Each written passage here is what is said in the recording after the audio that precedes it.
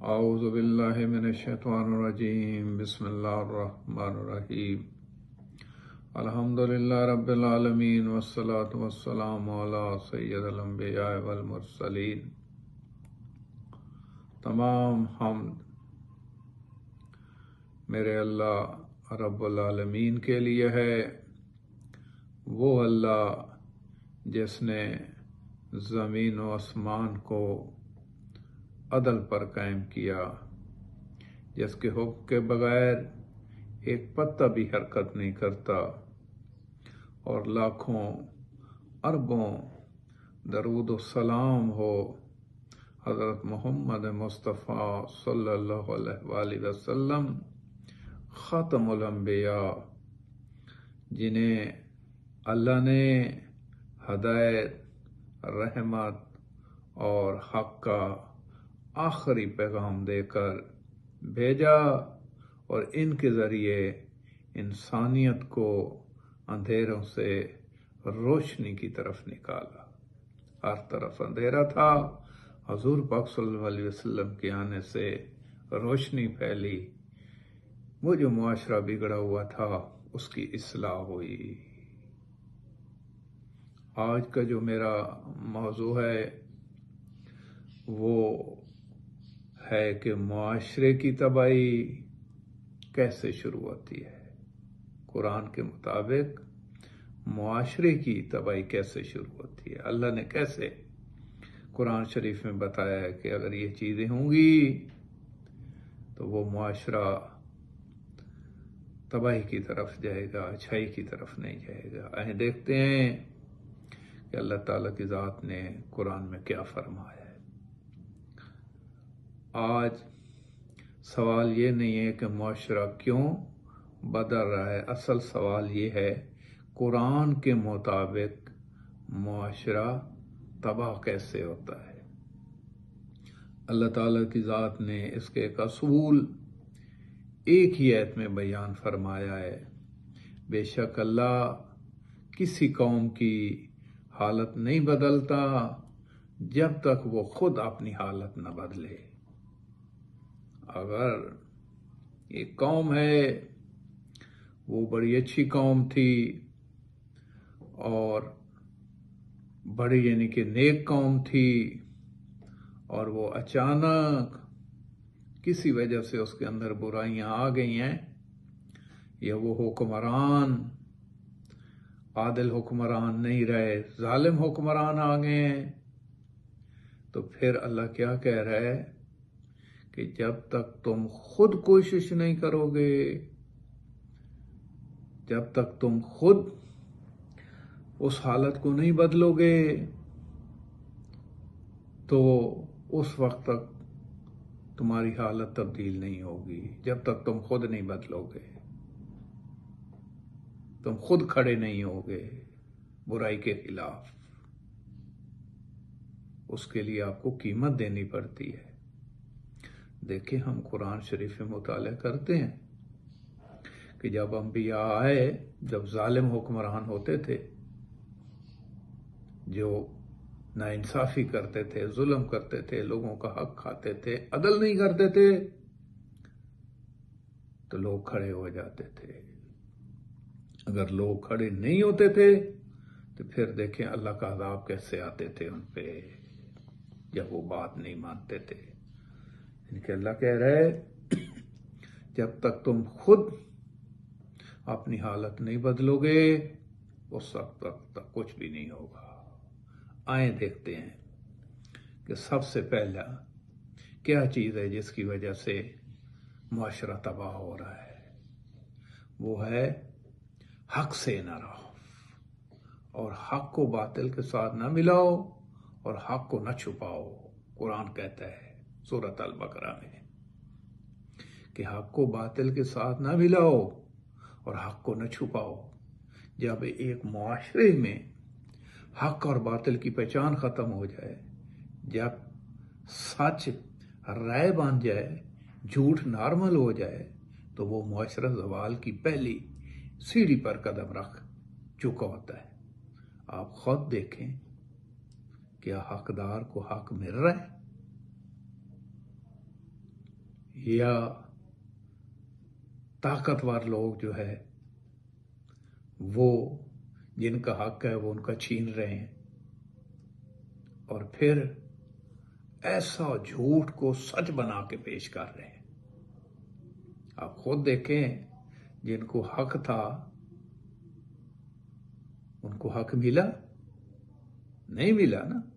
جب حق کسی کو نہیں ملتا معاشرے کے اندر، جب سارے یعنی کہ جو نعمتیں ہوتی ہیں، جو وسائل ہوتے ہیں، وہ طاقتور وہ لوگ اپنے لیے جمع کرنا شروع کر دیں، یا حکمران اپنے لیے جمع شروع کر دیں اور حقدار کو حق نہ دیں، تو پھر معاشرہ بگاڑ کی طرف جاتا ہے۔ پھر لوگوں کے اوپر ظلم ہوتا ہے، ظلم ہو رہا ہوتا ہے، ان کو حق نہیں مل رہا ہوتا۔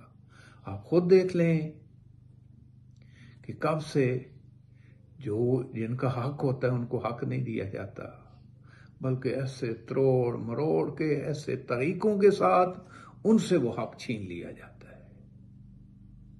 جو طاقتور ہوتے ہیں اس سے معاشرے، پھر وہ معاشرہ زوال کی طرف جاتا ہے۔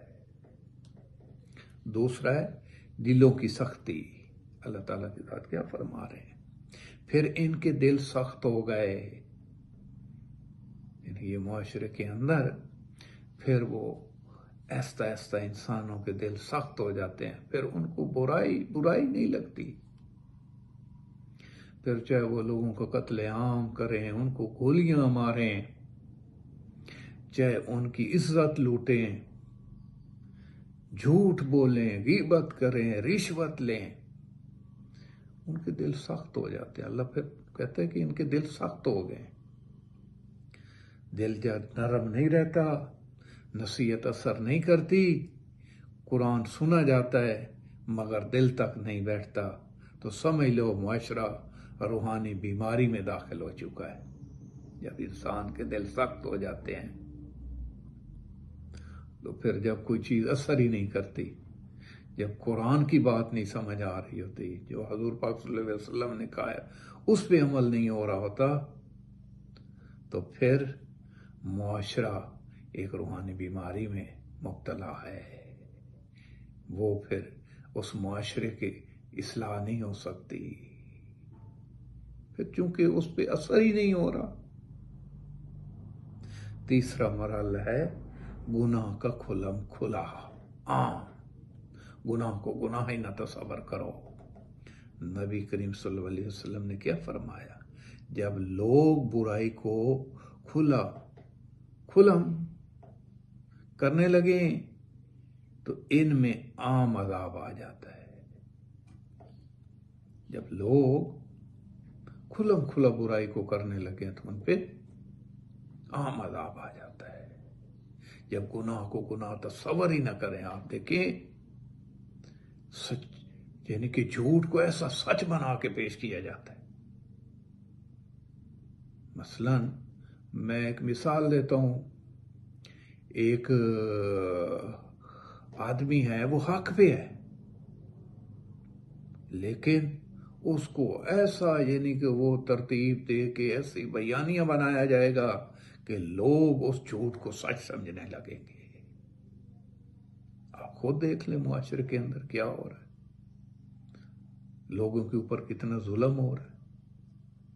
جو لوگ حق بات کرتے ہیں، جو حق پہ ہیں، ان کو حق نہیں دیا جا رہا، یعنی کہ کھلم کھلا لوگوں کو مارا جا رہا ہے، کھلا کھلا لوگوں کی عزتیں لوٹی جا رہی ہیں، کھلم کھلا رشوت لی جا رہی ہے، کھلم کھلا جھوٹ بولا جا رہا ہے، غیبت کی جا رہی ہے، ایسا یعنی کہ بیانیاں بنائے جاتے ہیں جھوٹ کے کہ عقل دنگ رہ جاتی ہے۔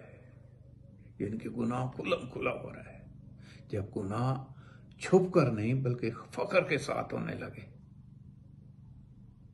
مثلاً ایک حکمران ہے، یہ ایک طاقتور ہے، جب وہ اپنے رعایا کے ساتھ ظلم کرے گا، دیکھیں نا، اگر رعایا جو ہے وہ اپنا حق مانگتی ہے، اس کا رائٹ بنتا ہے، جب وہ حق مانگنے کے لیے نکلیں تو بجائے ان کی بات سننے کے آپ ان پہ گولیاں چلا دیں.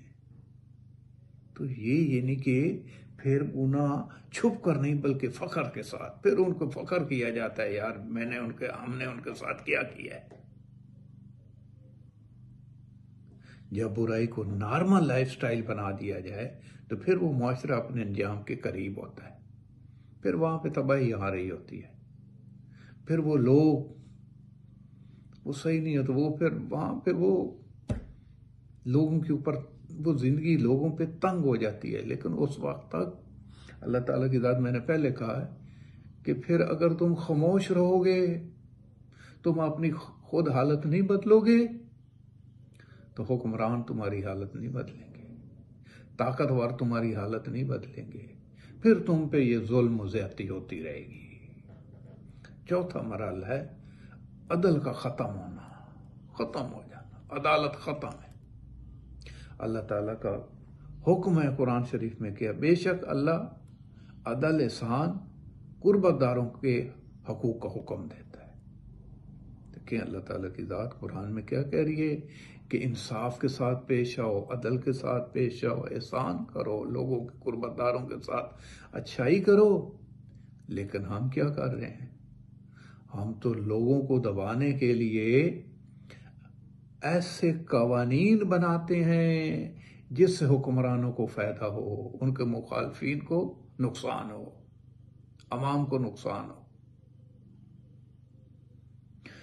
تو بھائی یہ سب سے زیادہ ظلم جو ہے وہ معاشرے کے اندر یہ ہے کہ عدل کا قائم نہ ہونا، عدالت نہ کرنا، نا انصافی کرنا.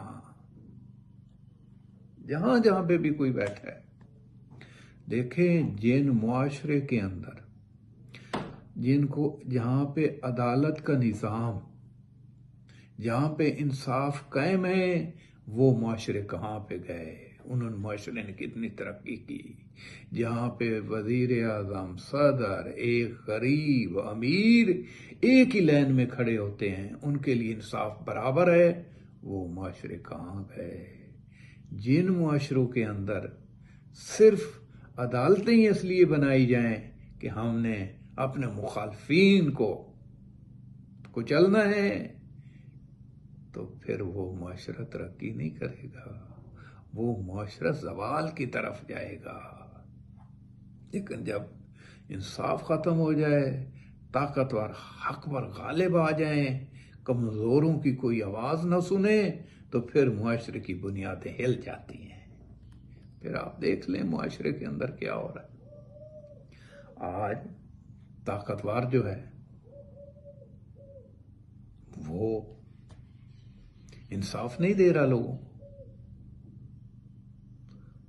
دیکھیں برابر ہونا چاہیے نا، انصاف تو سب کے لیے، آپ کے دشمن کے لیے بھی، آپ کے عزیز کے لیے بھی، آپ سب کے لیے. لیکن آپ دیکھیں لوگ مارے مارے انصاف کے لیے پھر رہے ہیں، لوگوں کی بات ہی نہیں سنی جا رہی. جب یہ نظام قائم ہو جائے تو پھر معاشرے کی بنیادیں ہل جاتی ہیں، پھر وہ معاشرہ ترقی کی طرف نہیں جاتا، زوال کی طرف جاتا ہے. ٹھیک ہے لوگ دبے ہوئے ہیں، چھپے ہوئے ہیں آپ کے ظلم کی وجہ سے، لیکن وہ اندر اندر یعنی کہ جو لاوا ہے وہ پک رہا ہے، وہ کسی ٹائم بھی انسان کو معاشرے کی بنیادیں ہلا دے گا، بدامنی آ جائے گی. اس کا انجام کیا ہوتا ہے جب یہ ساری چیزیں، یہ تو میں نے چند بتائی ہیں، اور بھی کافی ساری ہیں.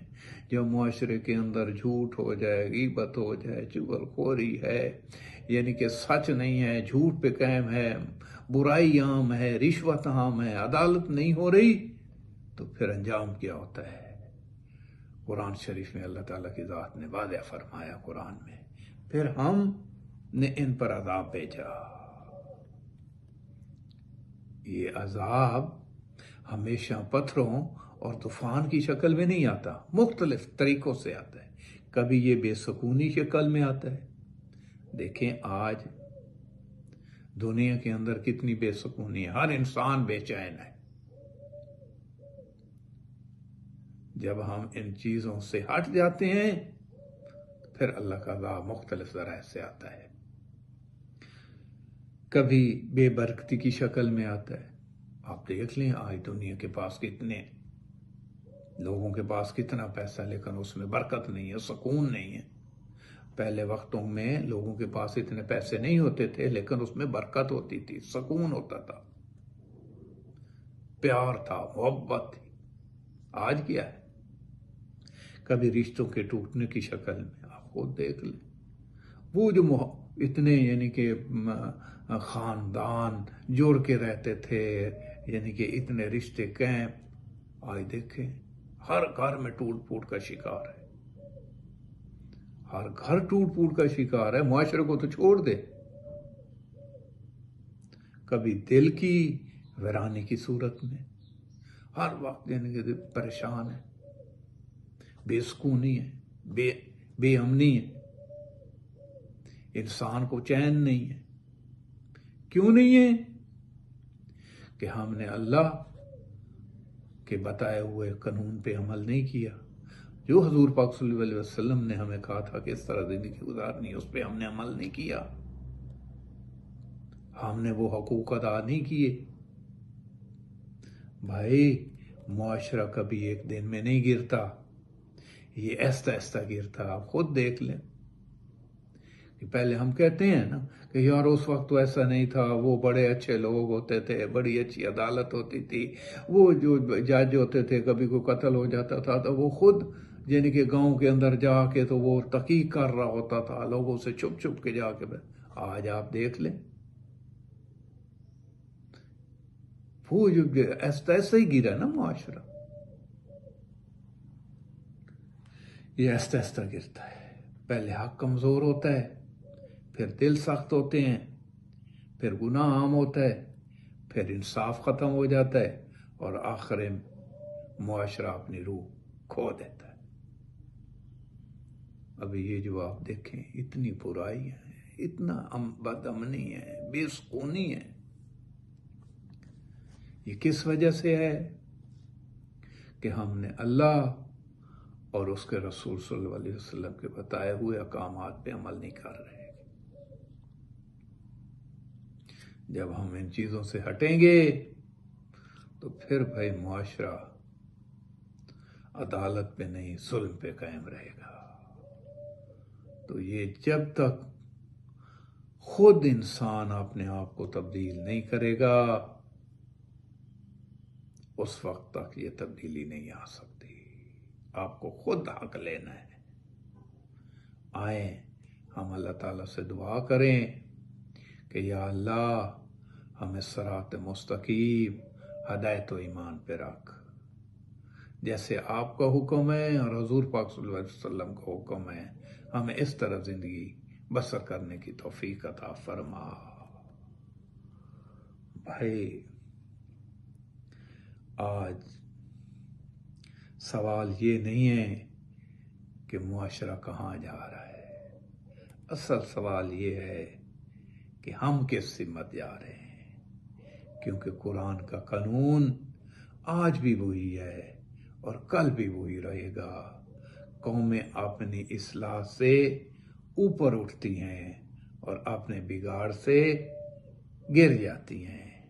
اللہ تعالی ہمیں حق سمجھنے، اس پر قائم رہنے، اپنے معاشرے کی اصلاح کرنے کی توفیق عطا فرمائے.